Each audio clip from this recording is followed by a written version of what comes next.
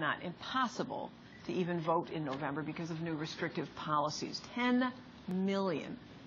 According to a civil rights group called the Advancement Project, 23 states have set up legal barriers that disproportionately impact Latino voters.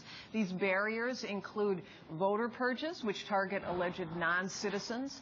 According to the report, naturalized Latinos are more likely to be falsely identified as non-citizens than any other group.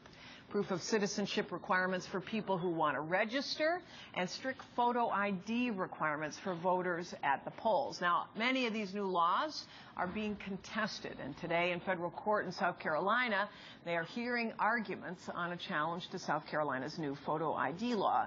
Tomorrow, a judge in Pennsylvania is going to consider whether the state's strict photo ID law puts anyone at risk of being disenfranchised, and if the answer is yes, then that judge in Pennsylvania is going to have to stop the law from taking effect in November.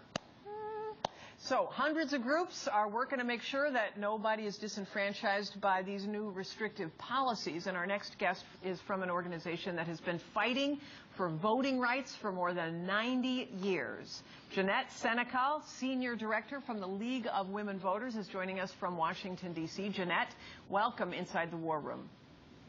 Thank you, Governor Granholm. You bet. Thanks for what you do.